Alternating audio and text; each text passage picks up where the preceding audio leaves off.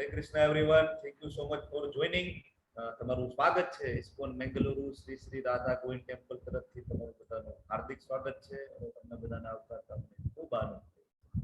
Thank you everyone.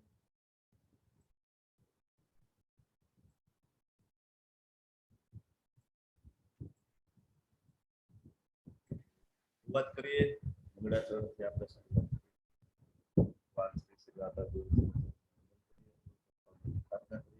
શાશ્વત અર્જુનજીને આપે ભગવાનના શાશ્વત ભક્ત શ્રી આપણે પાઠ કરીએ. જય બતાકા સ્વામીજી મહારાજ આપણે સદા કરી જ્ઞાનંતિ નિરાનંદસ્ય સદા કયા ચક્ષુરુન્મિલિતં યેન તસ્मै શ્રી ગુરુવે શ્રી ચૈતન્ય મનોભીષ્ટં સ્થાપિतं યેન ભૂતલે સ્વયં રૂપ કદામયં દદાતિ સ્વપદાન્તિકં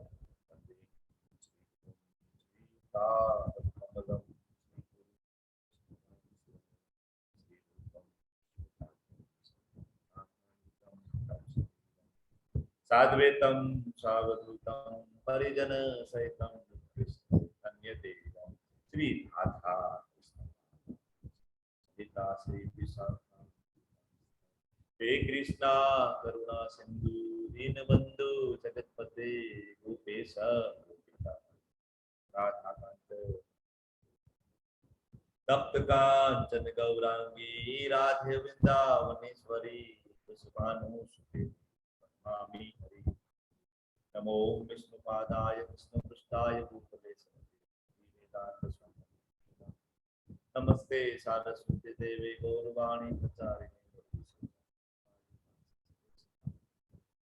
जय श्री कृष्ण चैतन्य प्रभु नित्यानंद श्री शिवासादि गौर वांछा कल्पतरुभ्यश्च कृपा सिन्धुभ्यैव च पतितानां पावनेभ्यो वैष्णवेभ्यो हरे कृष्ण कृष्ण कृष्ण हरे हरे हरे राम राम राम हरे हरे कृष्ण एवरीवन. हरे कृष्ण प्रभु. हरे कृष्ण. धन्यवाद प्रणाम प्रभु. प्रभुजी अवाज आगो पाछो थी जाय. प्रभुजी અવાજમાં શું થાય છે? અવાજ બરાબર નથી આવતો. બોલો. હરે કૃષ્ણ. કૃષ્ણ કૃષ્ણ હરે કૃષ્ણ. હરે કૃષ્ણ. હવે બરાબર આવે છે, ક્લિયર આવે છે પ્રભુ. હરે કૃષ્ણ. હરે કૃષ્ણ. હા બરાબર છે. બરાબર છે. Okay, thank you. તમારું બધાનું સ્વાગત છે. આજે 10મું ચેપ્ટર વિભૂતિ યોગમાં આપણે જઈ રહ્યા છીએ. આપણે 9 ચેપ્ટર એટલે ઓલમોસ્ટ ભગવદ ગીતાનો 50% પોર્શન 50% પાર્ટ આપણે કમ્પ્લીટ કરી દીધો છે. અને છતાં પણ તમે બધા મારી સાથે એ જ ઉત્સાહ, એ જ નિશ્ચય અને ધૈર્ય સાથે જોડાયેલા છો. તો તમારું બધાનું હું હૃદયપૂર્વક સ્વાગત કરું છું અને મને ખૂબ આનંદ થાય છે. વિભૂતિ યોગ ચેપ્ટરની વિશેષતા શું છે? કોણ કહે છે? આ ચેપ્ટરમાં એક વિશેષ વસ્તુ છે જે આપણે કંઠસ્થ કરવી જોઈએ, યાદ રાખવું જોઈએ. એવું શું છે? હરે કૃષ્ણ. કોણ કહે છે? हेलो. હા, બોલો. ચતુશ્લોકી ભાગવત છે અને ચતુશ્લોકી ગીતા. 4 શ્લોક છે, 8, 9, 10 અને 11. હરી બોલ. યસ, 4 શ્લોક છે. ચતુશ્લોકી ગીતા આપણને ભગવાન 10મા ચેપ્ટરમાં આપે છે. જો ઘણા બધા 10મા ચેપ્ટર સુધી કન્ટિન્યુ કરી જ ના શકે. એટલે હું તમને કહું ને કે ભગવદ ગીતા એ એક ગુહ્ય જ્ઞાન છે. ભગવાન કહે છે ને સિક્રેટ નોલેજ છે. એ બધા માટે નથી. ઘણા બધા આખી ભગવદ ગીતા વાંચે તો પણ એ સમજી નથી શકતા. હરે કૃષ્ણ. ડોક્ટર ઉષાજી પણ લખે છે Chatushloki Gita. Yes, thank you. તો આ ગુહ્ય જ્ઞાન છે, બધા માટે નથી. જેને ભગવાન પ્રત્યે પ્રેમ હશે, જેમના હૃદયમાં ભગવાન પ્રત્યે ભાવ હશે, પ્રેમ હશે, એ જ કન્ટિન્યુ કરી શકતા હોય છે. બાકી તો ઘણા બધા પહેલા, બીજા અને ત્રીજા દિવસમાં લીવ લઈ લેતા હોય, છોડી દેતા હોય છે. ઓકે, તો આ ચેપ્ટરની વિશેષતા છે 10.8, 10.8, 9, 10 અને 11. આ જે 4 શ્લોક છે એને ચતુશ્લોકી ગીતા કહેવાય. તો તમે જ્યારે શ્લોક કંઠસ્થ કરવાની જ્યારે પ્રયત્ન કરો, શરૂઆત કરો, તો મારી તમને વિનંતી છે કે તમે 10.8 થી શરૂઆત કરો. બરાબર. પહેલો શ્લોક તમે યાદ રાખો તો 10.8 અહમ સર્વસ્ય પ્રભુઓ વાળો શ્લોક તમે કંઠસ્થ કરજો. ઓકે, પછી 9, 10, 11. યાદ રાખવું ઈઝી છે. જો આપણા માળા જે છે એમાં 108 મણકા છે, તો એમાં 10.8 એમાં પોઈન્ટ કાઢી નાખો તો એ પણ 108 થઈ જાય. બરાબર, તો તમને યાદ રહી જશે કે ભાઈ ચતુશ્લોકી ગીતા ક્યાં છે, તો કે ભાઈ 108 પારા છે ને, એટલે 10.8 થી ચાલુ થાય છે. ઓકે, એટલે આ રીતના યાદ રાખજો. હું તમને ભવિષ્યમાં પૂછીશ કે ભાઈ ચતુશ્લોકી ગીતા કયા શ્લોકથી કયા ચેપ્ટરમાં ભગવાન આપણને આપી રહ્યા છે. ઓકે, વિભૂતિ યોગ એટલે શું, વિભૂતિ એટલે શું, અને વિભૂતિને આપણે જાણીને શું કરવું છે, વાય, શું કામ જાણવી છે વિભૂતિ, કોણ કહેશે? બોલો બોલો. ભગવાનની ઝાંખી. ભગવાનની ઝાંખી. બોલો, બીજા બોલો. હિરલ ભટ્ટજી બોલો. ભગવાનનું હિરલ ભટ્ટજી તમે બોલો. તમારું માઇક ચાલુ છે એટલે પૂછું છું તમને. ઓકે, અજય થાનકીજી બોલો તમે. વિભૂતિ એટલે શું અને શું કામ જાણવી છે? ભગવાનનું ઐશ્વર્ય વિભૂતિ. ભગવાનનું ઐશ્વર્ય નીચે લખેલું છે, શું કામ જાણવું છે આપણે? Very good. આપણે ભગવાન નજીકથી જાણી શકીએ મને પ્રેમ. ભગવાન નજીકથી જાણી શકીએ. હિરલ ભટ્ટજી બોલો. ભગવાનના દર્શન. ભગવાનનું દર્શન. ઓકે, બીજા કોઈને કઈ હજી ઉમેરવું છે? બોલો. હિરલ પાઠકજી, જયેન્દ્ર પંચાલજી, કોમલ નિમાવતજી, કઈ એડ કરવું છે? મેહુલજી, હા બોલો બોલો પ્રભુ. હરે કૃષ્ણ. આપણે પરમેશ્વરનું ઐશ્વર્ય જાણીએ તો આપણને એના પ્રત્યે વધારે લાગણી ડેવલપ થાય અને આપણે પ્રભુની વધારે નજીક જઈ શકીએ. એક્ઝેક્ટલી.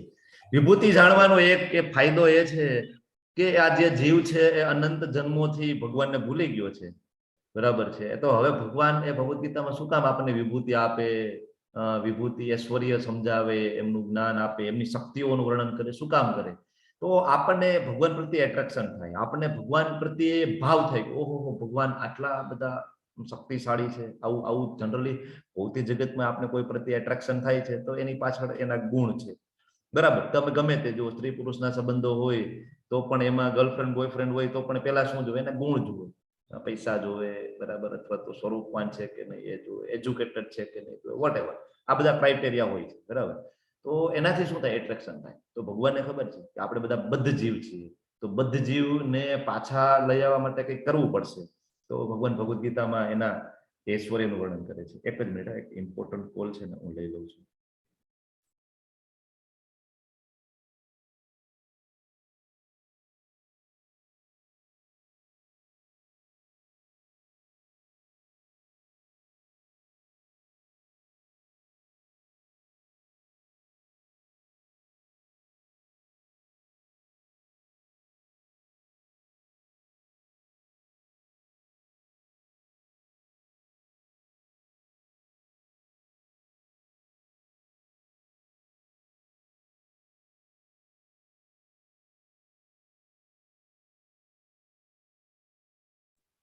ઓકે, તો ભગવાનની ઐશ્વર્ય, ભગવાનની વિભૂતિ જાણીએ તો ભગવાન પ્રત્યે આપણને પ્રેમ થાય.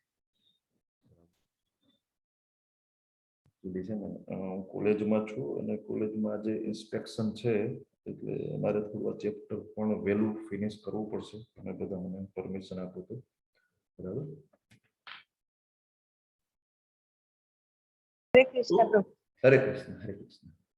આજે એક દિવસ પૂરતું થોડીક અગવડતા જેવું રહેશે તમને બધાને. ઓકે, તો અહીંયા જે તમારી સામે જે દર્શન તમે કરી રહ્યા છો એ દ્વારકાના દર્શન છે. શું કામ અહીંયા પિક્ચર મૂકેલું છે? તો કે ભગવાન છે એની જે દ્વારકાનું ઐશ્વર્ય કેવું હતું. તો દ્વારકાનું ઐશ્વર્ય એવું હતું કે સ્વર્ગમાંથી દેવી દેવતાઓ પણ મોહિત થાય એવું સુખ અને સૌંદર્ય દ્વારકામાં. તમારો વોઇસ ક્લિયર છે ને? જિગ્નેશ દરબારજી કન્ટિન્યુ કરવું ને? જયેન્દ્રજી બરાબર છે, કન્ટિન્યુ. પ્રભુજી. ઓકે, યસ, કન્ટિન્યુ કરીએ આપણે. તો અહીંયા જે દ્વારિકાપુરીનું તમારી સામે દ્રશ્ય છે, કૃષ્ણજી ઉભા છે, બલરામજી ઉભા છે અને નારદજી ઉપરથી આવે છે. બરાબર, તો ભગવાનનું ઐશ્વર્ય, દ્વારકાનું જે વર્ણન આવે છે, ખરેખર અત્યારે આપણે જે દ્વારકા જઈએ તો એક નાનો એવો તાલુકો છે અથવા હમણાં ડિસ્ટ્રિક્ટ બને તો નાનું એવું છે. પણ જ્યારે ભગવાન હતા અહીંયા આવેલા તો એને દ્વારકા સિલેક્ટ એટલા માટે કરેલું કે મોટો વિશાળ દરિયા કિનારો છે. તો ભગવાનના 16,108 મહેલો હતા, વિશાળ મહેલો. અને એ ભગવાનના પુત્રોના મહેલો જુદા, ભગવાનના જે રાણીઓ હતા એ બરાબર, માતાઓ બરાબર આપણી, તો એમના બધાના મહેલો જુદા, અને એમના દાસ દાસીઓના પણ ઘર. તો કહેવાનો મતલબ કે દ્વારકા એ એક મેગા સિટી હતું એ સમય, ખૂબ મોટું સિટી હતું. ખૂબ મોટું સિટી, બરાબર. અને એવો એનો વૈભવ હતો કે જો ઉપરથી નારદજી આવે છે, દેવી દેવતાઓ આવે છે, બરાબર. તો કચ્છ સુધી ફેલાયેલું હતું. દ્વારકા જે ત્યારે હતું એ દરિયા કિનારે કિનારે છે, કચ્છ સુધી ફેલાયેલું. શ્રીમદ ભાગવતમ ની અંદર 1.11 ની અંદર વર્ણન આવે છે દ્વારકાપુરીની, બરાબર. એમાં તમે વાંચો તો ખ્યાલ આવે. અને બ્રહ્માજી છે એ પણ બ્રહ્મ સંહિતામાં ઉલ્લેખ કરે છે ગોલોકધામ વિશે, કે ગોલોકધામ કેવું છે. ગોલોક નામની નિજધામની તલે ચ તસ્ય દેવી મહેશ હરિધામ તેસુ તેસુ તે તે પ્રભાવિની ચ યા વિહિતાશ્ચ યેન ગોવિંદમાદિ પુરુષમ તમહમ ભજામિ. બ્રહ્માજી કહે છે કે હું એવા આદિ પુરુષ એવા ગોવિંદને ભજું છું. કે એનું ગોલોક વૃંદાવન ધામ છે કેવું છે, તો કે એ શિવજીના ધામ કરતા પણ ઊંચું છે, હરિના ધામ, બરાબર. અયોધ્યાપુરી ધામ કરતા પણ ઊંચું ધામ છે. એવું જે ધામ છે એવા એ ધામના માલિક છે એ ગોવિંદને હું ભજું છું. તો પૂર્ણ પુરુષોત્તમ પરમેશ્વર બોલ્યા, હે મહાબાહુ અર્જુન, વળી સાંભળ, તું મારો પ્રિય સખા છે, તેથી હું તારા હિતાર્થે એવું જ્ઞાન પ્રદાન કરીશ. જો અહીંયા 9મું અને 10મું ચેપ્ટર સેન્ટરમાં આવે છે, બરાબર. 9મા ચેપ્ટરનું નામ હતું પરમ ગુહ્ય જ્ઞાન, રાજવિદ્યા, રાજગુહ્ય યોગ, બરાબર. એ જ ચેપ્ટર, એ જે અધ્યાયના કન્ટિન્યુટીમાં જ આ ચેપ્ટર ચાલે છે. જો ભગવાન શું કહે છે, હજી હું તને અર્જુન એવું જ્ઞાન આપું છું કે એ જ્ઞાન તું લઈશ ને તો તને મેં અગાઉ જે કઈ સમજાવેલું છે એ જ્ઞાનથી પણ શ્રેષ્ઠ હશે. મતલબ આ જે પરમ ગુહ્ય જ્ઞાન જ ચાલુ છે આમ જોઈએ તો. પણ આ એક ચેપ્ટર અલગ એટલે કરેલું કે આમાં વિભૂતિ છે. બાકી આ આખો સેન્ટરનો પોર્શન છે. આપણે જોયું હતું પહેલા ચેપ્ટરમાં કે સેન્ડવિચ બનાવેલી છે, આગળના 6 ચેપ્ટર, વચ્ચેના 6 ચેપ્ટર અને એવા પાછળના 6 ચેપ્ટર. એમાં જે મિડલ પાર્ટ છે સૌથી ઇમ્પોર્ટન્ટ છે, ભક્તિ યોગ માટે છે. એમાં પણ મિડલ જે ચેપ્ટર 2 આવે છે 9 અને 10, એ ખૂબ ઇમ્પોર્ટન્ટ ચેપ્ટર છે. ઓકે, તો અહીંયા આ જે ઘટના છે કઈ છે, કોણ શોર્ટમાં વર્ણન કરી આપશે મને? હરે કૃષ્ણ. આ જે 3 વ્યક્તિ બેઠા છે એ શું છે? કૃષ્ણ પેલો ભગવાન હેન્ડ રેસ બિરાજમાન કોમલ છે. કિરણ ગોરજી નો. બોલો કોમલ કિરણ ગોરજી, હેન્ડ રેસ કરો ને, એમને હું પૂછીશ પ્લીઝ. કોમલ કિરણ ગોરજી, પેલો હેન્ડ રેસ તમારો. હરે હરે બોલો, કૃષ્ણ બોલો. પ્રભુજી. જ્યારે મહાભારતનું યુદ્ધ થવાનું હોય છે ત્યારે દુર્યોધન અને શ્રી અર્જુનજી દ્વારકામાં આવે છે શ્રી કૃષ્ણ પાસે મળવા માટે. કેમ કે ત્યારે નક્કી થવાનું હોય છે કે કૃષ્ણ કોના પક્ષમાં હશે અને એમની નારાયણી સેના કોના પક્ષમાં હશે. તો પ્રભુ જ્યારે શ્રી કૃષ્ણ સૂતા હોય છે ત્યારે જ દુર્યોધન પહેલો પહોંચી જાય છે, પણ ઈ પ્રભુના મસ્તક ઉપર, મતલબ જ્યાં પ્રભુ સૂતા છે એની પાસે બેસી જાય છે. અને પછી અર્જુન આવે છે. તો અર્જુન પ્રભુજીના પગ ઉપર, શ્રી કૃષ્ણના પગની પાસે બેસે છે. અને જ્યારે પ્રભુની નિદ્રા ખુલે છે કૃષ્ણની અને તે જુએ છે તો પ્રથમ અર્જુનને જુએ છે ઈ. અને પછી અર્જુનને કહે છે કે તમે બોલો, એમ પ્રથમ તમે આવ્યો. તો ઈ કહે છે ના, હું પ્રથમ નથી, પ્રથમ દુર્યોધન છે. અને પછી પ્રભુ પ્રથમ દુર્યોધનને માંગવાનું જ્યારે કહે છે તો ઈ એમની નારાયણ સેના માંગે છે અને અર્જુન શ્રી કૃષ્ણને માંગે છે. બરાબર છે, એક્ઝેક્ટલી. હરે કૃષ્ણ. જ્યારે નારાયણ સેના જોતી હોય ને, બંને કંઈક જોતું હોય છે તો ભગવાન એપ્રુવડ આપે છે, ચલો હું હેલ્પ કરીશ. પહેલા તો બલરામજી ના જ પાડતા હોય છે, પણ પછી આ પાડે છે તો કે ચલો સપોર્ટ માટે બંને જાય છે, બરાબર. અર્જુનજી એ ભગવાનના પગ આગળ બેસી જાય છે શરૂઆતમાં તો. અને દુર્યોધન છે એ ભગવાનના સિંહાસન ઉપર બેસી જાય છે. આ મૂર્ખ કહેવાય, બુદ્ધિ ભ્રષ્ટ જેને થઈ ગયું આવું કામ કરે. તમે યાચના કરવા ગયા છો, તમે ત્યાં માગવા માટે ગયા છો, તમે માથા ઉપર ચડીને બેસો, પણ ભગવાનની આંખ ખુલે છે તો એની નજર પેલા અર્જુનજી ઉપર પડે છે. તો ભગવાન કહે છે કે મેં પેલા જેને જોયો એને હું ચાન્સ આપું. દુર્યોધન એમ થાય છે કે આપણે તો ગયા કામથી, જે હેતુથી આપણે આવ્યા હતા. હમણાં અર્જુન એમ કહે છે કે તમારે નારાયણ સેને મને આપી દો એટલે આપણું તો પૂરું થઈ ગયું. પણ અર્જુન કહે છે કે ભગવાન પેલા દુર્યોધન આવેલો હતો, એને એમ ના થવું જોઈએ કે તમે પક્ષપાત કરો છો. ભગવાનને તો આગળ પણ આપણને કહી દીધું કે હું મારા ભક્તો માટે થોડો પક્ષપાત કરું છું, બરાબર. પણ અર્જુન કહે છે ના ભગવાન, તમે છે ને આમને પેલો ચાન્સ આપો. દુર્યોધન ખુશ થઈ જાય છે, નારાયણ સેના માગી લે છે. અર્જુન કહે છે ભાઈ મારે સાથે તો ભગવાન તમે જેવા હોય તેવા ચાલશે. ભગવાન કે હું શસ્ત્ર નથી ઉપાડતો. અર્જુન કે કઈ વાંધો નહીં, તમે મારી સાથે છો ને ભગવાન, ઇટ્સ ઓકે. જો આ ઘટના છે ને એ પ્રૂવ કરે છે. શું કામ? ભગવાન ભગવદ્ ગીતામાં અર્જુનને એમ કહે છે કે અર્જુન તું મારો મિત્ર છે, Arjun you are my dear friend, Arjun તું મારી ઈર્ષા નથી કરતો. શું કામ અર્જુનને કહે છે? જો અહીંયા પણ ભગવાન કહે છે કે અર્જુન તમારો પ્રિય સખા છે. વાય? તો આવી પરિસ્થિતિમાં ખબર પડે કે મિત્ર કોણ છે. અર્જુન કહે છે ને ભગવાન તમે જેવા હોય, શસ્ત્ર ના ઉપાડો તો પણ કાંઈ, તમે મારી સાથે રહો. હા, એટલે ભગવાન છે અહીંયા સર્ટિફિકેટ આપે છે અર્જુનને, અર્જુન તમારો પ્રિય મિત્ર છે, બરાબર. એટલે ભગવાન અર્જુનને જ્ઞાન આપે છે. તો આ આપણે યાદ રાખવું જોઈએ, બરાબર. અને આ જ્ઞાન ભગવાન એટલા માટે જ આપે છે અર્જુનને કે અર્જુન એનો પ્રિય મિત્ર છે, અર્જુન એનો ભક્ત છે, અર્જુન એની ઈર્ષા નથી કરતો. આપણે આગળ પણ જોઈ ગયા, બરાબર. એટલે ભગવાન જ્ઞાન આપે. તો આ આપણે જ્ઞાન મેળવવાનું આ જે છે એ ક્વોલિફિકેશન છે કે ભાઈ ભગવાનનું જ્ઞાનનું લેવા માટે આપણી લાયકાત શું હોવી જોઈએ. તો આપણે ભગવાનને આપણા પ્રિય મિત્ર સમજતા હોવા જોઈએ. ડિયર ફ્રેન્ડ, અત્યારે તો ડિયર ફ્રેન્ડ નું બહુ ચલણ હોય ને, તમારો ડિયર ફ્રેન્ડ છે. તો ભગવાન જો અહીંયા અર્જુન કે છે, Arjun you are my dear friend. આગળ વધીએ. મારી ઉત્પત્તિ કે ઐશ્વર્યને ન તો દેવગણ જાણે છે અને ન તો મહર્ષિઓ જાણે છે, કારણ કે હું જ સર્વથા દેવો તથા મહર્ષિઓનો સ્ત્રોત છું.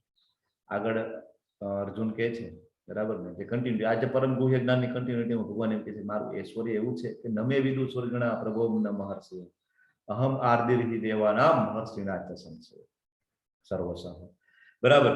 તો કેમ કોઈ નથી જાણતું? ભાઈ દેવગણ નથી જાણતા, મહર્ષિઓ નથી જાણતા. ઘણા બધાને એમ થાય કે દેવો તો જાણતા હશે ને, બરાબર ને, તો ખૂબ પુણ્ય કર્યા હોય અને સ્વર્ગમાં હોય, બરાબર. અથવા ઘણા બધાને એમ થાય કે ભાઈ દેવો તો ખૂબ ભોગમાં લિપ્ત હોય, તો એ તો કહેવાય કે મદિરા અને અપ્સરામાં લિપ્ત હોય, તો ભગવાનને ક્યાંથી જાણે?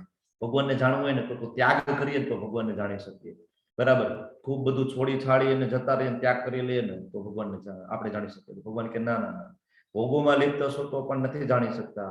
અને મહર્ષિઓ કે જેને બધું ત્યાગી દીધું છે, ભગવાન કે એ પણ નથી જાણતા. મતલબ ખાલી ત્યાગ કરવાથી પણ ભગવાનને નથી જાણી શકતા, ભક્તિમય સેવા કરવાથી જ ભગવાનને જાણી શકાય છે. હરે કૃષ્ણ. તો ભગવાન કહે છે કે કોઈ મને નથી જાણતું. શું કામ? તો ભગવાન કે દેવો અને મહર્ષિઓનો સ્ત્રોત હું છું, બધા મારામાં. જો આપણા ઘરમાં 110 વર્ષનું કોઈ હોય, 100 વર્ષનું કોઈ હોય, તો એ બાળપણમાં શું કર્યું હતું એ આપણા પપ્પાને પણ ના ખબર હોય, આપણા મમ્મીને પણ ના ખબર હોય કે દાદાએ બાળપણમાં શું એની લીલાઓ કરેલી છે, આપણને ના ખબર હોય. પણ દાદા બધાને જાણતા હોય. આપણા પપ્પાની બાળપણની લીલાઓ શું છે, સ્કૂલે જવામાં કેટલો એને તકલીફ પડતી હતી, મેરેજમાં કયા ફુવા રિસાઈને સાઈડમાં બેસી ગયા હતા, બરાબર ને, એ દાદાને બધી ખબર હોય. પણ પપ્પાને દાદા વિશે ના ખબર હોય. એટલે અહીંયા ભગવાન કહે છે કે બધાનો સ્ત્રોત હું છું ને અર્જુન, એટલે કોઈ મને જાણતું નથી. દેવો પણ મને ના જાણી શકે, મહર્ષિઓ પણ મને ના જાણી શકે, બરાબર. મનુષ્યોમાં માત્ર તે જ મોહે રહિત છે અને સમસ્ત પાપોથી મુક્ત હોય છે, જે મને અજન્મા અનાદિ તથા સર્વગ્રહ મંડળોના સ્વામી તરીકે જાણે છે. કોણ મોહ રહિત કોણ છે? તો ભગવાન કહે છે કે યો મામ, બરાબર, યો મામ અજમ અનાદિમ. અજમ એટલે અજન્મા, અનાદિમ એટલે હું પ્રાણ છું, બરાબર. અજમ, ભગવાન અમુક વસ્તુ વારંવાર કહે છે કે ભાઈ મારો જન્મ નથી થતો, અજન્મ. આગળ ચોથા અધ્યાયમાં પણ કીધું જન્મ કર્મ ચ મે દિવ્યમ એવમ યો વેતિ તત્વ. ભગવાન વારંવાર કહે છે, કારણ કે આ સમજવું ખૂબ અઘરું છે. કારણ કે આપણી ચેતનામાં એવી કોઈ વસ્તુ છે નહીં, આપણી જાણમાં પણ એવી કોઈ વસ્તુ નથી કે જેની ઉત્પત્તિ જ ના હોય. આપણી સામે જેટલી વસ્તુઓ તમે જોવો છો એનું કંઈક ને કંઈક એનું સ્ટાર્ટિંગ પોઈન્ટ છે, એની ઉત્પત્તિ છે. પણ આપણે એવી કોઈ વસ્તુ જ નથી જોઈ કે જે અજન્મા હોય, મતલબ એનો કોઈ જન્મ થયો જ નથી. એટલે આ સમજવું થોડુંક અઘરું છે. એટલે ભગવાન અમુક જે ઇમ્પોર્ટન્ટ પોઈન્ટ છે એ આપણને રિવાઇઝ કરાવે છે. કારણ કે ભગવાન છે ગુરુના ગુરુ, આદિ ગુરુ છે કૃષ્ણ. તો એ કહેવાય કે શ્રેષ્ઠ ટીચર છે, બેસ્ટ ટીચર છે. તો આપણને જે ઇમ્પોર્ટન્ટ પોઈન્ટ છે એ વારંવાર સમજાવે છે.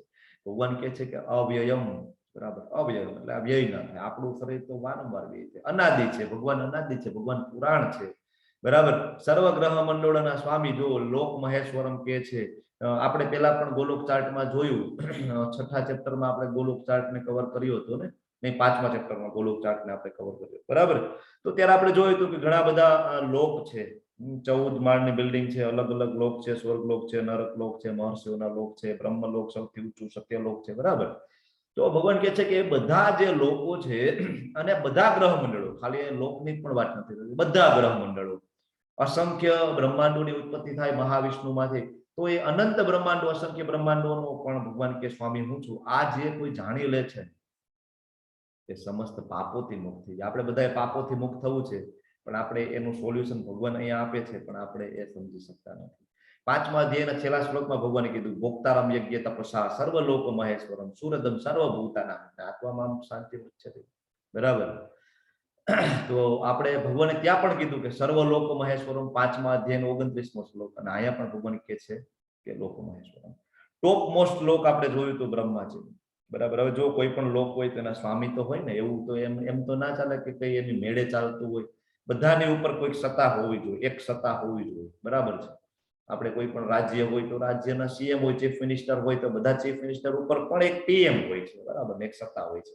તો સેમ વે બધા લોક છે, આ બધા એમાં એક એક તો આપેલા છે કે ધારો કે સત્યલોક છે તો બ્રહ્માજી, બરાબર, બ્રહ્માજી તો આમ બધાનું મેનેજમેન્ટ કરે છે, બરાબર. પણ એ બધા ઉપર પણ કોઈક હોવું જોઈએ ને નિયંતા. એ કોણ છે? એક કૃષ્ણ છે. ભગવાન કહે છે કે સર્વ લોકોનો ઈશ્વર, દરેક લોકનો સ્વામી હું છું, દરેક લોકનો રાજા હું છું.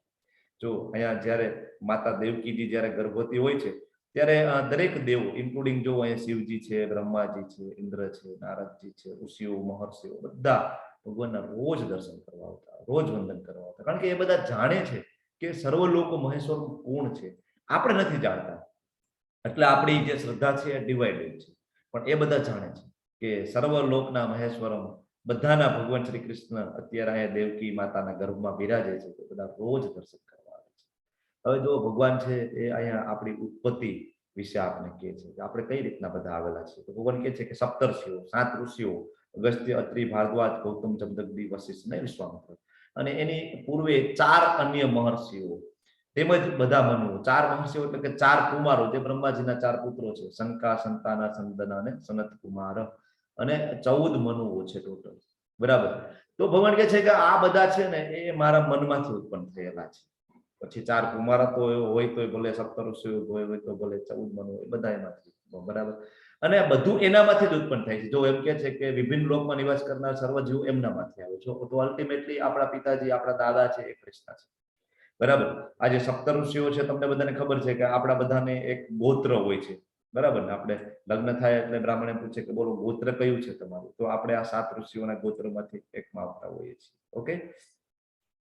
જે મનુષ્ય મારા ઐશ્વર્ય તથા યોગ વિશે ખરેખર દ્રઢ વિશ્વાસ ધરાવે છે એ મારી અનન્ય ભક્તિમાં સંલગ્ન થાય છે, એ વિશે લેશ માત્ર શંકા નથી. જો આપણે હમણાં વાત થઈ હતી શું કામ ભાઈ ભગવાનને વિભૂતિ જાણવી જોઈએ, શું કામ ભગવાનનું ઐશ્વર્ય જાણવું જોઈએ, તો જો ભગવાન કહે છે કે એ છે ને એ મારી અનન્ય ભક્તિમાં સંલગ્ન થાય. જો અનન્ય ભક્તિ એ ખૂબ ઊંચી કક્ષાની ભક્તિ છે, ખૂબ ઊંચી. પણ એ મેળવવા માટેના રસ્તા ભગવાન આપણને ભગવદ ગીતામાં ઘણી બધી જગ્યાએ આપણને આપી રહ્યા છે, બરાબર છે.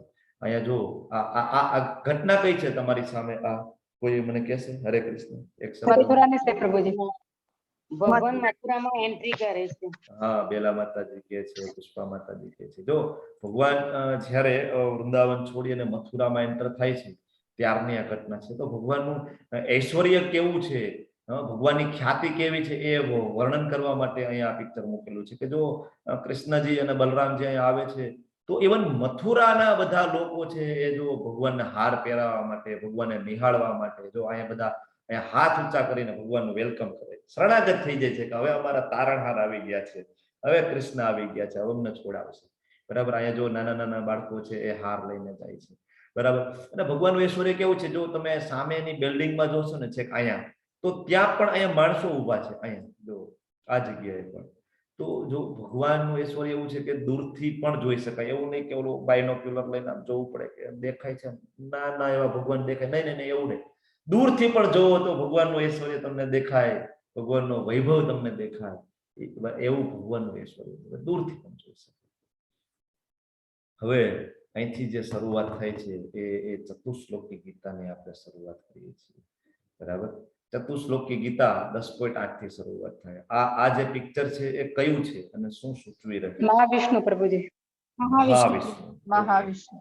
યસ, કાળોદક્ષાય વિષ્ણુ અથવા મહાવિષ્ણુ, બરાબર. એ કૃષ્ણમાંથી આવે છે. જો અહીંયા ભગવાન મુરલી મનોહર શ્યામ સુંદર ઊભા છે અને એમનો વિસ્તાર કરે છે મહાવિષ્ણુ સ્વરૂપે, બરાબર છે. તો પહેલા શ્લોકમાં ભગવાન કહે છે કે અહમ સર્વસ્ય પ્રભો મત સર્વમ પ્રવર્તતે ઇતિ મત્વા ભજન્તે મામ બુધા ભાવ સમર્પિતા. જો ભાઈ બુદ્ધિમાન કોને કહેવાય? ભગવાન કહે છે આપને એમ થાય કે આઈક્યુ વધારે હોય, આઈઆઈટી હોય, એમબીબીએસ હોય, સર્જન હોય, બરાબર, ડોક્ટર હોય, કલેક્ટર હોય, એ બુદ્ધિમાન હોય. આપણે બધા એમ કહીએ છીએ પીએચડી કરેલો હોય તો એ બુદ્ધિમાન હોય. તો ભગવાન કે ના ના ના ના, બુદ્ધિ કેવી રીતના વિકસાવવાની છે ભાઈ? બુદ્ધિમાન કોને કહેવાય? તો ભગવાન કહે છે કે અહમ સર્વસ્ય પ્રભુ, એટલે કે બધા દિવ્ય અને ભૌતિક વિશ્વનું કારણ હું છું. એની ઉત્પત્તિ, પ્રભો એટલે ઉત્પત્તિ મારામાંથી થાય છે. મત સર્વમ પ્રવર્તતે એટલે મારા કારણે જ એ બધું ચાલી રહ્યું છે. આપણને એમ થાય કે ભાઈ કંઈક ઓટોમેટિક ચાલે છે, બધાને એમ થાય કે આ પૃથ્વી ફરે છે ઓટોમેટિક ચાલે છે. નહીં, ઓટોમેટિક કઈ જ નથી. ઓટોમેટિક આપણા ઘરમાં પંખો ચાલુ કરવો હોય તો એ પણ નથી થતો. ઇવન રિમોટ વાળો હોય તો પણ સ્વિચ દબાવવી પડે છે. ઓટોમેટિક કઈ નથી. તો કઈ રીતના ચાલે છે? તો ભગવાન કહે છે મત સર્વમ પ્રવર્તતે, મારા કારણે. ઇતિ મત્વા ભજન્તે મામ.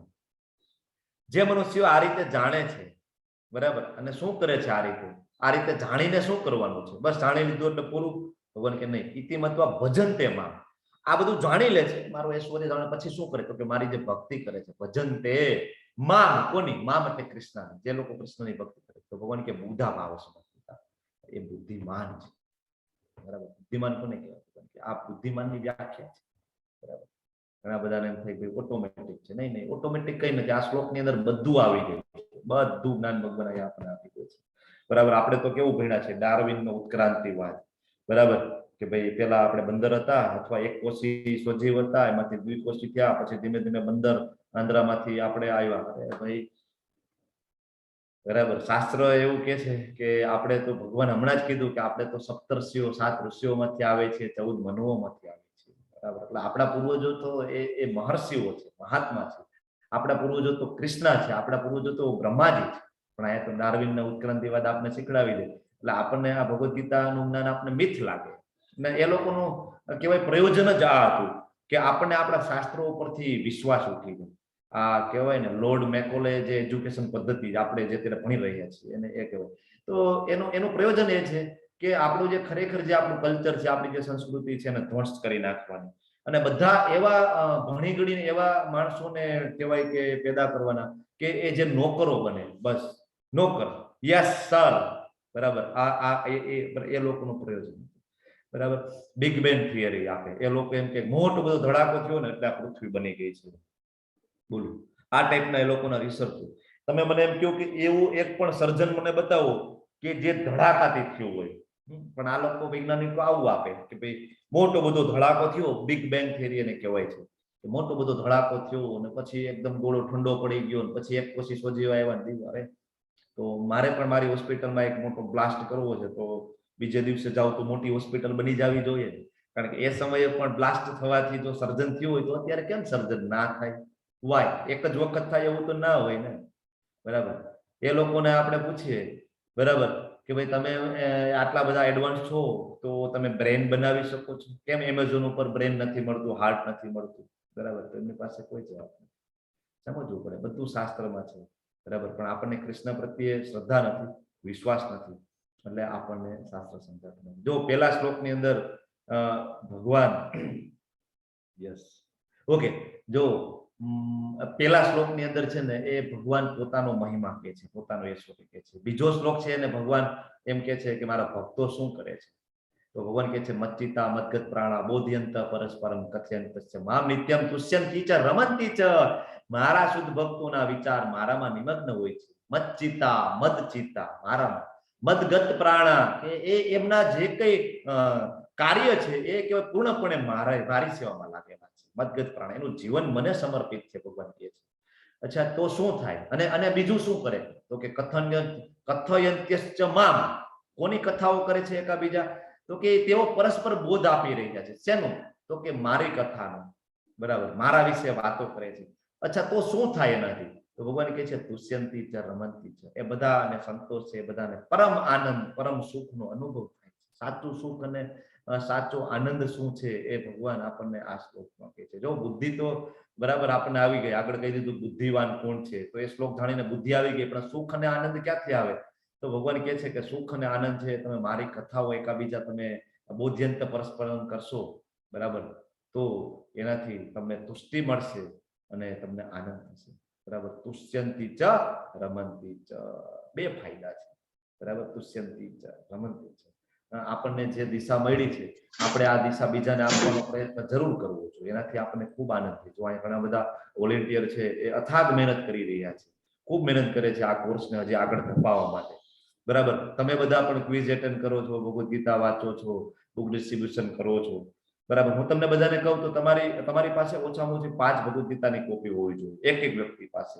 શું કામ? તમને કોઈ એવી વ્યક્તિ લાગે ને તરત તમે એને ભગવદ્ ગીતા એને આપો, ડોનેટ કરો. સૌથી મોટું દાન છે ભગવદ્ ગીતાને ડોનેટ કરવું. બહુ બધા દાખલા છે. આજે જ હું લેક્ચર સાંભળતો હતો તો ભગવદ્ ગીતા હાથમાં આવવાથી માણસોના જીવન પરિવર્તિત થઈ ગયેલા બહુ બધા એક્ઝામ્પલ છે. રીડિંગ તો પછી ખાલી હાથમાં આવે ને ભગવદ્ ગીતા તો પણ માણસોનું જીવન છે એ પરિવર્તિત થઈ જાય, દેવી ચેતના જાગૃત થઈ જાય. છઠ્ઠા અધ્યાયમાં ભગવાન કહે છે, બરાબર. પ્રભુપાદ કહે છે કે અહીંયા જે કઈ છે ને એ બધું ગોલોક વૃંદાવન ધામનું રિફ્લેક્શન છે, બરાબર. આપણને એમ થાય કે ભાઈ આ આનંદ છે ક્યાંથી આવે, તો એ ત્યાં ઓલરેડી છે. ભગવાન સાથે તુષ્યંતી ચ રમંતી હતું જ, તો એનું રિફ્લેક્શન અહીંયા છે. જો આપણે બધાને બીજી કઈક વાતો કરવા માટે માણસો શોધવા પડે છે, બરાબર. બીજી કઈક વાતો કરવી તો માણસો શોધવા ના પડે. ધારો કે શેર બજારની વાતો કરવી હોય અથવા કોઈ મૂવીની વાતો કરવી હોય તમને માણસો મળી જાય, પણ ભગવાનની વાતો કરવી હોય તો એના માટે બહુ ઓછા માણસો મળે, બરાબર. કારણ કે એ અંદરથી દેવી ચેતના પ્રગટ થાય, ભગવાન પ્રત્યે પ્રેમ હોય. એ જ વ્યક્તિ અત્યારે 50 પાર્ટિસિપન્ટ છે. શું કામ છે? શું કામ લોકો વારંવાર લેવલ 1 કરે છે? શું કામ લેવલ 2 માં આવે છે, આગળ વધે છે? શું કામ? તો ભગવાન કહે છે તુષ્યંતી ચ રમંતી છે. એ લોકોને સંતોષ થાય છે ને, એ લોકોને આનંદ આવે છે, બરાબર. સંગતિનું ખૂબ મહત્વ છે. જો અહીંયા ઉદાહરણ આપ્યું છે કે આપણે આપણી ચેતનાને કઈ રીતના ડેવલપ કરવી છે, એ ખૂબ મહત્વનું છે. આપણે હંમેશા જાણી શકીએ કે વ્યક્તિ એની સંગત અને પ્રવૃત્તિના ક્ષેત્રોને આધારે શું છે. જો આપણે આપણી ચેતનાને કાગડા જેવી ચેતના કરીશું તો કાગડો છે એ કહેવાય ને કે કચરાના ઢગલા ઉપર જઈને બેસે. અને જો આપણે આપણી સંગત છે એ હંસ જેવી રાખીશું તો હંસ છે એકદમ શાંત તળાવમાં વિહાર કરતો હોય છે અને એકદમ સુંદર તળાવમાં વિહાર કરતો હોય છે. તો આપણે પણ ધ્યાન રાખવું કે ભાઈ આપણે આપણી સંગત કેવી કરવી, બરાબર છે. અહીંયા ભગવાન એનું ઐશ્વર્ય આપે છે એટલા માટે કે આપણે ભગવાનના ભક્તોનો સંગ કરીએ અને એમની પાસેથી હજી વધારેમાં વધારે આ ઐશ્વર્ય વિશે આપણે જાણીએ. હવે આગળ કે છે કે આ બધું તો થઈ ગયું કે બધા તુષ્યંતી ચ રમંતી કરે છે, તો ભગવાન એને કઈ રીતના રેસિપ્રોકેટ કરે છે, ભગવાન એને શું આપે છે, આદાન પ્રદાનમાં શું કરે છે ભગવાન? તો ભગવાન કહે છે કે તેસામ સતત યુક્તા નામ, એ લોકો સતત યુક્તા નામ, કે એ લોકો નિરંતર કરી રહ્યા છે. શું? તો કે ભજતામ, મારું ભજન કરી રહ્યા છે, જપ કરી રહ્યા છે, મારું નામ, મારી ભક્તિ કરી. કઈ રીતના? તો કે પ્રીતિપૂર્વકમ. ખૂબ મહત્વનું છે. જો ઘણા બધા મંદિરમાં જઈને સેવા કરતા હોય પણ પછી એમ થાય કે ક્યાં આ સેવા આપી દીધી, આના કરતા ના લીધી હોત તો સારું. જો એ છે ને પોતાનો સ્વાર્થ વિચારે છે, બરાબર. પણ અહીંયા જુઓ ભગવાન કહે છે કે પ્રીતિપૂર્વકમ જે કરે છે એ ખૂબ મહત્વનું છે, ખૂબ, બરાબર. પ્રેમપૂર્વક જે સેવા કરવામાં સતત સમર્પિત હોય તો શું થાય? તો ભગવાન કહે છે કે દદામી બુદ્ધિ યોગમ, હું તેને બુદ્ધિ યોગ આપું છું. અચ્છા, દદામી બુદ્ધિ યોગ, ભગવાન તમે બુદ્ધિ યોગ આપો છો, તમે એને જ્ઞાન આપો છો. ભગવાન કહે છે કે મને જ્ઞાન આપો. કેવું જ્ઞાન આપો છો ભગવાન તમે એને? તો ભગવાન કહે છે કે તમ યેન મામુ પયાંતિ, તે મારી પાસે પાછો આવશે, મને પ્રાપ્ત કરી શકશે, મારા ધામમાં પાછો આવશે, બરાબર. આવું જ્ઞાન આપણને ભગવાન આપી શકે. આપણને એમ થાય કે આપણે જપ કરીએ, માળા કરીએ, ઠીક છે, એ બધી પ્રોસેસ છે. આપણે કૃષ્ણને બતાવવાનું છે કે કૃષ્ણ અમને ઇન્ટરેસ્ટ છે તમારામાં, ભગવાન અમને તમને જાણવામાં રસ છે, એ એક પ્રોસેસ છે. જો હું તમને એક એક્ઝામ્પલ આપું કે તમને કોઈ કહેવાય કે ગર્લ ગમતી, અત્યારના જે છોકરા છોકરીઓ છે ગર્લ ગમતી, છોકરી ગમતી હોય તો એ શું કરે? તો એ એક પ્રોસેસમાંથી પસાર થાય. વેલેન્ટાઇન ડે આપે તો રોઝ લઈને જાય, બરાબર, ગુલાબ આપે, બરાબર, ગિફ્ટ આપે, પણ એ એક પ્રોસેસ છે. અલ્ટિમેટલી ડિપેન્ડ કોના ઉપર કરે છે? તો જે તે છોકરી અથવા જે તે છોકરો છે ને એની ઈચ્છા ઉપર ડિપેન્ડ કરે છે, બરાબર. એને સંતોષ થાય, એની ઈચ્છા હશે તો જ એ સંબંધ છે, એ રિલેશનશિપ આગળ ડેવલપ થશે. તો આપણે જે કંઈ કરીએ છીએ, જપ કરીએ છીએ, શું છે? એ આપણે કૃષ્ણને રોજ આપીએ છીએ કે કૃષ્ણ અમને તમારામાં ઇન્ટરેસ્ટ છે, હું તમને પ્રેમ કરું છું, પ્લીઝ તમે મને સ્વીકારો. તો પછી ભગવાન એપ્રુવ કરશે કે નહીં, તને મારામાં ઇન્ટરેસ્ટ છે, તું શું કરે છે મારા માટે, શું કરી શકે? અત્યારની છોકરીઓ પૂછે ને તું મારા માટે શું કરી શકે છે, તો કૃષ્ણ પણ પૂછે તું મારા માટે શું કરી શકે? તો આપણે કહીએ ને, હું કૃષ્ણ તમારા માટે 16 માળા કરું છું, ભગવદ્ ગીતા વાંચું છું, 4 નિયમોનું પાલન કરું છું, તમારી સેવા કરું છું. તો ભગવાન કહે ને કે ઓકે ચાલ આવી જા મારી સાથે, બરાબર. તો આ રીતના સંબંધ ડેવલપ થાય, બરાબર, રિલેશનશિપ ડેવલપ થાય, બરાબર. અને ભગવાન જો અહીંયા કહે છે કે ભજતામ, કે જે મારી ભક્તિ કરે છે. નહીં કે અહીંયા ભગવાન એમ નથી કહેતા કે જે લોકો જ્ઞાન યોગમાં આગળ વધે છે એને હું અહીંયા જ્ઞાન આપું છું, અથવા જે અષ્ટાંગ યોગમાં આગળ વધે છે એને હું આપું છું, અથવા જે ખૂબ તપ કરે છે એને હું જ્ઞાન આપું છું, બુદ્ધિ યોગ આપું છું, અથવા ખૂબ જે લોકો દાન કરે છે. તો ભગવાન એ નથી લખતા, બરાબર, કે તેસામ સતયુક્તાનામ દાનમ પ્રીતિપૂર્વકમ, કે જે દાન પ્રીતિપૂર્વક કરે છે, નથી લખતા. ભગવાન આ લખે છે ભજતામ પ્રીતિપૂર્વકમ, તો ભગવાન એમ કે છે કે હું એને દદામી બુદ્ધિ યોગમ કરું છું, બરાબર, બુદ્ધિ યોગ આપે છે. જો અહીંયા ધ્રુવ મહારાજ છે જે, બરાબર, ધ્રુવ મહારાજ ભગવાન એને શંખ ડાળે છે અને તરત એની વાણી ફૂટે છે. તો દદામી બુદ્ધિ યોગમ ભગવાન કરાવી શકે છે, બરાબર. પછી એક અહીંયા દેવી દેવતાઓ છે એ કાકા કાકી જેવા હોય છે, બરાબર. કેવું હોય છે કે આપણે પણ જો મામાની ઘરે આપણું બાળક જાય તો ઘણી વખત એ જીદ કરે તો મામા અને નાના એ બધા એટલા પ્રેમાળ હોય કે એ જે માંગે તે આપે. પણ પપ્પા અને મમ્મી છે થોડા સ્ટ્રિક્ટ હોય, એ જોવે કે ખરેખર આને આ કામની વસ્તુ છે કે નહીં. તો દેવી દેવતાઓ છે કાકા કાકી જેવા છે, બરાબર, કે જે બાળપણમાં આપણે બગાડવામાં, આપણને બધાને બગાડવામાં એનો મોટો રોલ હોય છે. આપણી બધી માંગણીઓ એ સંતોષતા હોય છે.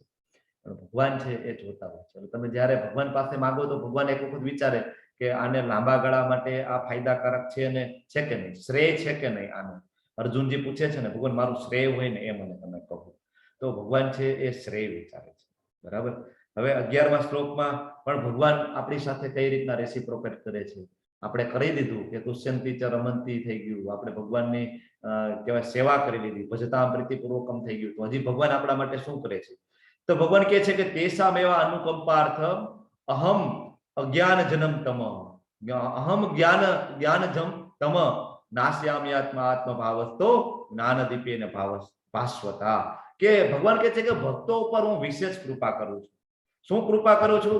તો કે એના હૃદયોમાં જે નિવાસ કરનારો હું જ્ઞાનરૂપી પ્રકાશમાન દીપક વડે એનું અજ્ઞાન જે છે ને એને હું દૂર કરું છું.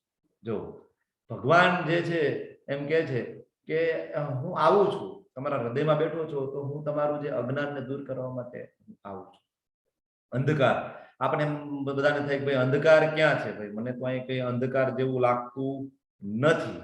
અંધકાર ક્યાં છે?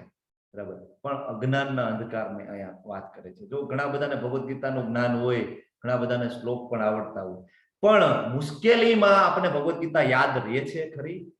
બરાબર. જ્યારે કપરા સમયમાં આપણને ભગવાનનો ઉપદેશ યાદ આવે છે કે નથી આવતો, ખૂબ ઇમ્પોર્ટન્ટ છે. નહીતર એવું છે કે ખાલી પોપટિયું જ્ઞાન હોય છે આપણી પાસે ભગવદ ગીતા, કે આપણે ખૂબ શ્લોક ને એવું બોલતા હોઈએ પણ મુશ્કેલ સમયમાં આપણે પડી ભાંગતા હોઈએ અને તરત ભક્તિમાંથી આપણું પતન થઈ જાય છે, બરાબર.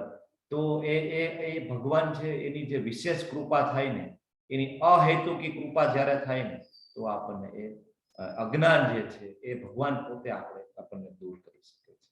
તો અહીંયા પરીક્ષિત મહારાજનું અજ્ઞાન દૂર કરવા માટે ભગવાન એના પ્રિય ભક્ત, બરાબર, સુખદેવ ગોસ્વામીજીને મોકલે છે કે જાઓ. ભગવાન કે હું આવું છું, હું જે અંધારું છે એને દૂર કરવા માટે ભગવાન કે હું બેટરી લઈને આવું છું, બરાબર. તો અહીંયા ભગવાન સુખદેવ ગોસ્વામીજીને મોકલે છે કે ભાઈ તમે આમનો અંધકાર દૂર કરો. અહીંયા જો કપિલ મહારાજ જે છે એ આવે છે દેવહૂતિ માતાજીને જ્ઞાન આપવા માટે. અહીંયા કૃષ્ણજી છે, બરાબર, તો એ આપે છે ઉદ્ધવજીને જ્ઞાન, બરાબર. આગળ વધી અર્જુને કહ્યું કે આ પૂર્ણ પુરુષોત્તમ પરમેશ્વર પરમધામ. જો અર્જુનને તો ખબર છે ભગવાન છે પૂર્ણ પુરુષોત્તમ છે, એવું નથી અર્જુનને ડાઉટ છે. જો મેં તમને પહેલું ચેપ્ટર હતું ત્યારે મેં કીધું હતું કે અર્જુનજી યોગ માયામાં છે, બાકી અર્જુનજીને તો બધી ખબર છે. આપણને બધાને ડાઉટ છે પણ અર્જુનજીને ખબર છે. જો અહીં 10મા અધ્યાય અને 12મા શ્લોકમાં અર્જુન શું કહે છે કે પરમ બ્રહ્મ પરમ ધામમ પવિત્રમ પરમમ ભવાન પુરુષમ શાશ્વતમ દિવ્યમ આદિદેવમ અજમ વિભુમ. અર્જુને કહ્યું કે આપ પૂર્ણ પુરુષોત્તમ પરમેશ્વર છો, પરમ ધામ છો, પરમ પવિત્ર છો, પરમ સત્ય છો, આપ સનાતન દિવ્ય આદિ પુરુષ અજન્મ મહાનતમ છો. ઘણા બધાને એમ થાય કે ભાઈ ઠીક છે, આ તો અર્જુન છે તો ભગવાનનો મિત્ર છે એટલે આ રીતના ચાપલુસી કરે ને મોટી મોટી વાતો કરે, એમાં કઈ નવી નવાઈ નથી. ઘણા બધાને એમ થાય. તો અર્જુન કહે છે કે ના ના ભાઈ, હું ખાલી હું નથી કહેતો. હવે અર્જુનજી રેફરન્સ આપે છે. શું કહે છે કે નારદ, દેવળ તથા વ્યાસ જેવા સર્વ ઋષિઓ છે ને એ આપના વિશેના આ સત્યનું સમર્થન કરે છે. ભાઈ અર્જુનજી એમ કહે છે કે ખાલી હું જ નથી કહેતો, હું કૃષ્ણનો મિત્ર છું એટલે હું એમ કહું છું કે પરમ ધામ છો, તમે પરમ પવિત્ર છો, એવું નથી. નારદજી કહે છે, દેવલજી કહે છે, વ્યાસદેવજી કહે છે અને બીજા ઘણા બધા મહાન ઋષિઓ છે એ આ હું જે બોલી રહ્યો છું એ સત્યનું સમર્થન કરે છે. અને ભગવાન એ આપ સ્વયં મને કહી રહ્યા છો. એટલે મતલબ અર્જુનજીને પહેલેથી જ ખબર હતી. અર્જુનજી આ બધું જ્ઞાન છે ઓલરેડી એમના ગુરુકુળમાં લીધેલું છે, બરાબર. આ જે જ્ઞાન છે અહીંયા પરમ બ્રહ્મ, તો બ્રહ્મનો અર્થ આ શ્લોક મુજબ થાય. આપણે પહેલા જ કીધું હતું બ્રહ્મનો અર્થ છે એ બરાબર કઈ ટાઈપનો આખો શ્લોક છે એ મુજબ એનો અર્થ થાય. બ્રહ્મ એટલે દિવ્ય, બરાબર. બ્રહ્મ એટલે આત્મા પણ બ્રહ્મ થાય. દિવ્ય અને અવિનાશી જેટલી વસ્તુઓ છે એ બધી બ્રહ્મ થાય. પણ ભગવાન માટે જે શબ્દ વપરાય છે એ પરમ બ્રહ્મ જે છે એ ભગવાન માટે શબ્દ વપરાય છે. બરાબર. પરમ પવિત્ર, ભગવાન ખૂબ પવિત્ર છે. ભગવાન સાથે ખાલી આપણે જોડાઈ જઈએ ને તો પણ આપણે બધા પ્રેમ કરવા માંડે અને આપણે આપણામાં ધીમે ધીમે શુદ્ધતા આવી જાય. જો ભગવાનના મંદિરમાં તમે જાઓ તો ત્યાં રેલિંગ હોય છે, દીવો હોય છે. હવે દીવો અને રેલિંગ ને બધું પહેલા પણ હતું, માર્બલ છે તો એ બધું પહેલા પણ હતું. કંસારાની દુકાનમાં એ કહેવાય કોપરનું દિવેટિયું પહેલા પણ હતું. માર્બલ છે એ પણ ત્યાં એની ફેક્ટરીમાં માર્બલ હતું જ ઓલરેડી. પણ જો આપણે બધા ક્યારેય એ માર્બલને ત્યાં અડીને દંડવત નથી કરતા, એ આપણે રેલિંગ આ રીતના અડીને આપણે આરતી કહેવાય ભગવાનને દર્શન નથી કરતા, અથવા જે દિવેટિયું છે જે ભગવાનને આપણે કહેવાય આરતી કરીએ છીએ એ આપણે આરતીને અડીને પેલા આપણે નહોતા કરતા. બરાબર. પણ જ્યારે એ બધા ભગવાનની સેવામાં લાગી જાય છે એ બધા પરમ પવિત્ર થઈ જાય છે, તરત એ બધા પૂજનીય થઈ જાય છે. એટલે ભગવાન કહે છે કે તમે, અર્જુનજી કહે છે કે ભગવાન તમે પરમ પવિત્ર છો, ભગવાન તમે પરમ સત્ય છો, સનાતન છો, દિવ્ય છો, આદિ પુરુષ છો. એ આદિ પુરુષ લખે તો આપણે બધાને શું કહેવાય અભિમાન કરવાનું કે અમે તો બધા પુરુષ છીએ. નહીં, આપણે બધા પુરુષો છીએ જ, આપણે બધા પ્રકૃતિમાં આવીએ છીએ. બરાબર. પ્રકૃતિ ખરેખર પુરુષ એટલે ભોગતા, ભોગતા એટલે પુરુષ ને પુરુષ ખાલી એક જ છે, એક કૃષ્ણ છે. ભોગતા એક જ છે, ભગવાન એક જ છે. આપણે મીરાબાઈ વાળી વાત જોઈ હતી. બરાબર છે.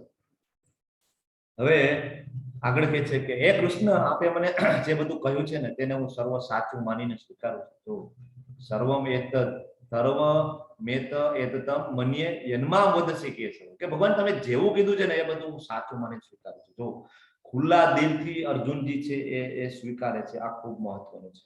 આપણે બધા ભગવદ્ ગીતા વાંચીએ પણ આપણે ભગવદ્ ગીતા સમજીએ તો આપણે એમ થાય કે મને આ થોડું ઘણું મને એવું લાગે છે કે આમાં કંઈક સાચું હોય એવું લાગે છે, અથવા તો હું એમાં સહમત છું. પણ ભગવાન અમુક શ્લોકો સાથે હું સહમત નથી. અમુક તમે કહો છો અહમ સર્વસ્ય પ્રભો, બધાનું ઉત્પત્તિનું કારણ હું એકલો જ છું. તો મને ડાઉટ છે કે બ્રહ્માજીએ સર્જન કરેલું છે, તમે સર્જન કરેલું છે. બરાબર. અથવા આપણે ઘણા બધા ડાઉટ છે. પણ અર્જુનજી શું કે છે? અર્જુન કે છે કે કૃષ્ણ આપે મને જે કહ્યું ને, જે બધું કહું છું સર્વ સાચું માની લીધું, હું સ્વીકારું છું. હે પ્રભુ, ન તો દેવો કે ન તો દાનવો આપના સ્વરૂપને જાણો શકે. તો દેવો પણ ના જાણી શકે અને દાનવો પણ ના જાણી શકે, કારણ કે ભગવાન એના પણ સ્ત્રોત છે. ભગવાન એટલા માટે એને કોઈ ના જાણી શકે. ઓકે. એ પુરુષોત્તમ, એ સર્વના ઉદ્ભવ સ્થાન. ફરીથી જો અહીં કહે છે સર્વના ઉદ્ભવ સ્થાન. એ સમસ્ત જીવોના સ્વામી, ભૂત ભાવે ન ભૂતેશ દેવ દેતમ જગતપતે. કે સમસ્ત જીવોના સ્વામી, દેવોના દેવ, દેવોના દેવ મહાદેવ. પણ એમના પણ ઈશ્વર કોણ? મહાદેવને પણ પ્રિય કોણ? મહાદેવ જેની સ્તુતિ કરે છે, મહાદેવ સતત ધ્યાનમાં લીન છે. કોના ધ્યાનમાં લીન છે? તો એ છે કૃષ્ણ. એટલે કે છે કે દેવોના દેવ કૃષ્ણ આપ છો. એ વિશ્વના સ્વામી આપ છો. એકમાત્ર આપ જ પોતાની અંતરંગ શક્તિથી પોતાને જાણી શકો. કારણ કે કૃષ્ણ તમે બધાનું ઉદ્ભવ સ્થાન છો. અમે બધા પછી આવેલા છીએ.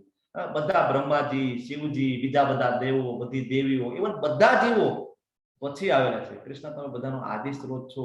તો તમે ખાલી પોતે જ તમારી અંતરંગ શક્તિ છે, જે યોગમાયા શક્તિ છે, એનાથી તમે જાણી શકો. ભગવાન પૂરેપૂરા આપણે ના જાણી શકીએ. આપણે ભક્તિ કરીએ તો આપણે ભગવાનને થોડા ધીમે ધીમે ભગવદ્ ગીતા વાંચીએ, ભક્તોનો સંગ કરીએ તો નો ડાઉટ આપણે ભગવાનને જાણીએ. ભગવાન આગળ કહે છે કે ભક્ત્યા મામ અભિજાનતે, ભક્ત જ ખાલી મને જાણી શકે છે. આગળ કહે છે ભગવાન કે ખાલી ભક્ત મને જાણી શકે છે, બીજું કોઈ જાણી નથી શકતું. ત્યાં અર્જુન કહે છે કે ખાલી અંતરંગ શક્તિ આપ પોતાને જાણો છો, અને બીજું ભક્ત છે એ ભગવાનને જાણી શકે છે, જેમ જેમ ભગવાનની સેવા કરે. હે કૃષ્ણ, હે પરમ યોગી, હું કેવી રીતે આપનું સતત ચિંતન કરું, કેવી રીતે આપને જાણી શકું? હે પુરુષોત્તમ, આપનું સ્મરણ ક્યાં ક્યાં રૂપોમાં કરવામાં આવે છે. હવે અર્જુનજી છે એ રિક્વેસ્ટ કરે છે ભગવાન મારે તમને સતત યાદ કરવા હોય, તમે આગળ કીધું તો ખરી કે જે લોકો પ્રીતિપૂર્વક સતત મને યાદ કરે છે, પ્રેમપૂર્વક મારી ભક્તિ કરે છે, સતત મને મારી ભક્તિ કરે છે, તો ભગવાન એ હું તમને સતત કઈ રીતના યાદ કરું? ભગવાન કંઈક સોલ્યુશન આપો, કંઈક રસ્તો આપો, કંઈક ટ્રીક શીખડાવો ને ભગવાન, કે હું તમને સતત યાદ કરી શકું. બરાબર. હવે આગળ કહે છે હે જનાર્દન, આપ કૃપા કરી ફરીથી આપના યોગ સામર્થ્ય તથા ઐશ્વર્યનું વિસ્તારથી વર્ણન કરો. શું કામ અહીંયા ફરીથી કહે છે? તો કે 7મા અધ્યાયમાં ભગવાને એનું ઐશ્વર્યનું આપણને જ્ઞાન આપી દીધું. ભગવાને આમ તો બધું આપી દીધું 7મા ચેપ્ટરમાં. ભગવાને ખાલી બે શ્લોકમાં કહી દીધું કે પરા અને અપરા શક્તિ એ બંને મારી શક્તિ છે. પરાશક્તિ એટલે એમાં બધા જીવો આવી ગયા, બધા જીવો. પરાશક્તિ એટલે દરેક જીવો, એમાં દેવી દેવતાઓ આવી ગયા, શિવજી આવી ગયા, બ્રહ્માજી આવી ગયા, બધા જીવો આવી ગયા. તો એ ભગવાન કે એ મારામાંથી ઉત્પન્ન થાય છે. પછી ભગવાન કે અપરાશક્તિ, અપરાશક્તિ એટલે જેટલું ભૌતિક જગતમાં જે કઈ તમે જોવો છો એ બધું પંચમહાભૂતમાંથી બનેલું છે, અને બધા જીવનું એક સોફ્ટવેર છે, મન બુદ્ધિ અહંકાર વાળું. એ બધું ક્યાંથી આવે છે? તો ભગવાન કે એ પણ મારી એક અપરાશક્તિ છે. બરાબર, એક અપરાશક્તિ છે અને એક જીવ આપણે જે આત્મા છે ભગવાનની પરાશક્તિ છે. તો આ બંને ડિસ્કશન ભગવાને આપણને આપી દીધું, આ આપણને સમજાવી દીધું 7મા ચેપ્ટરમાં. એટલે હવે અર્જુન કહે છે કે હે જનાર્દન, જનનું અર્દન કરવા, બધાનું પાલન કરવા વાળા સ્વામી કૃષ્ણ, આપ કૃપા કરો અને મને તમારા યોગ ઐશ્વર્યનું, બરાબર, યોગ સામર્થ્ય અને ઐશ્વર્યનું વિસ્તારથી વર્ણન કરો. અને ભગવાન તમે શોર્ટમાં તો 7મા ચેપ્ટરમાં કીધું, પણ હજી મારે થોડું ડિટેલમાં સાંભળવું છે. હું આપના વિશે શ્રવણ કરવામાં ક્યારેય તૃપ્ત નથી થતો. જો અર્જુન કહે છે તમારા વિશે હું સાંભળું ને ભગવાન, મને ક્યારેય તૃપ્તિ નથી થતી. જો આ છે ને એ ભક્તના લક્ષણો છે કે લેવલ 1 એક વાર કરે, લેવલ 1 બીજી વાર કરે, લેવલ 1 ત્રીજી વાર કરે, લેવલ 1 ચોથી વાર કરે, ભાગવતમ કરે, ઘરે ભાગવતમ વાંચે, ભગવદ ગીતા વાંચે, જ્યાં જાય ત્યાં સાથે ભગવદ ગીતા હોય. શું કામ? હું ભગવાન તમારા નામ રૂપ ગુણ લીલા સાંભળવામાં, શ્રવણ કરવામાં મને ક્યારેય તૃપ્તિ નથી. મને એમ થાય છે કે હું સતત એ સાંભળે જ રાખું ભગવાન. કેમ કે જેમ જેમ હું આપના વિશે સાંભળું છું ને, આપના શબ્દરૂપીનું અમૃત વધુ ને વધુ મને આસ્વાદન કરે, એમ મને અંદરથી એટલી ખુશી થાય છે કે હજી હું જાણું કૃષ્ણ, હજી હું તમને જાણું, તો એ આસ્વાદન કરવાની મને ઈચ્છા થાય છે. તો જ્યારે તમે આ જોવો ઈ બરાબર MC² તો તમને કોણ યાદ આવે? હરે કૃષ્ણ, હરે કૃષ્ણ. ઈ MC². આઈન્સ્ટાઈનની યાદ આવે પ્રભુ. હા, તરત તમને આલ્બર્ટ આઈન્સ્ટાઈન યાદ આવે. અહીંયા આ પિક્ચર આપણે યાદ કરીએ, જોઈએ તો તરત આપણે કોણ યાદ આવે? હરે મોનાલિસા. મોનાલિસા યાદ આવે. અહીંયા આપણે શૂન્ય જોઈએ તો આપણે કોની યાદ આવે? ભાસ્કરાચાર્ય. આર્યભટ્ટ. હા, તો શું કામ યાદ આવે છે? અહીંયા ક્યાં આર્યભટ્ટ નો ફોટો છે? અહીંયા ક્યાં સર આઇઝેક ન્યૂટન અથવા એ લોકોએ એનું સર્જન કર્યું છે. નથી, કારણ કે એને સર્જન કરેલું આઈન્સ્ટાઈન. બરાબર. હા, યસ, આઈન્સ્ટાઈન. બરાબર. તો શું કામ આપણે ભાઈ તરત યાદ આવે છે? તો કે ભાઈ આ બધું એની વિભૂતિ છે. બરાબર, આ બધું એમને આમ તો અલ્ટિમેટલી ભગવાનની જ વિભૂતિ છે. ભગવાન આગળ કહે છે જ્ઞાન હું આપું છું, પણ છતાં આપણે આ શૂન્ય જોઈએ, આ પિક્ચર જોઈએ તો આપણે યાદ આવે. તો હવે ભગવાન એનું ઐશ્વર્ય આપણે બતાવે તો આપણે ભગવાનને યાદ કરી શકીએ. તો પણ પુરુષોત્તમ પરમેશ્વર બોલ્યા કે હવે હું તને મારા ફક્ત મુખ્ય વૈભવ રૂપનું વર્ણન કરીને સંભળાવું છું, કારણ કે અર્જુન મારા ઐશ્વર્ય અપાર છે. શું કામ ભગવાન કહે છે? એક જ મિનિટ.